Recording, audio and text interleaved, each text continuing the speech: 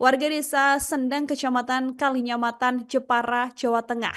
Ini digegerkan dengan penangkapan seorang pria yang merupakan predator seksual yang baru berusia 21 tahun, Tribunars. Ada kurang lebih 31 anak yang sayangnya menjadi korban kebiadaban dari pelaku. Di Reskrimum Polda Jawa Tengah, Kombes Dwi Subagio sendiri bilang kalau pelaku S ini sudah melancarkan aksi biadabnya selama 6 bulan atau sejak bulan September 2024 lalu.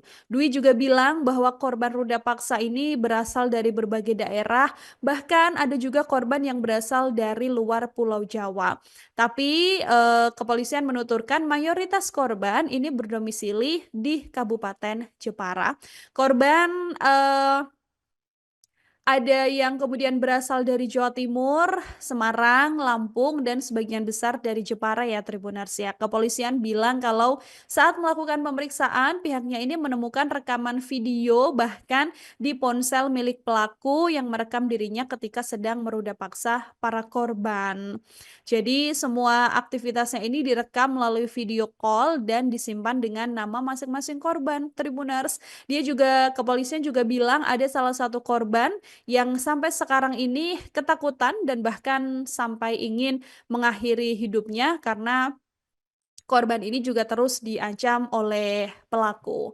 Kepolisian bilang kasus ruda paksa ini mulai terungkap Tribuners ketika orang tua korban melaporkan soal adanya foto dan video anaknya tanpa busana. Dia juga bilang kalau gambar dan video ini diketahui ketika orang tua membuka ponsel korban setelah ponselnya ini diperbaiki. Nah, kepolisian juga menjelaskan ketika ditanya orang tuanya soal foto dan video tidak senonoh ini, korban nggak ada yang berani jawab, Tribuners, sampai akhirnya kemudian hal ini didalami begitu ya, karena para korban atau sang anak ini merasa malu dan tidak berani mengungkapkan kejadian yang sebenarnya yang sudah dialaminya. Pelaku sendiri melancarkan aksinya melalui aplikasi pesan Telegram. Lewat Telegram ini yang bersangkutan atau pelaku mengenal para korban, tapi dia juga tidak bilang bagaimana kemudian yang bersangkutan ini bisa mendapatkan media sosial begitu ya untuk bisa terhubung dengan tersangka ini, Tribunars.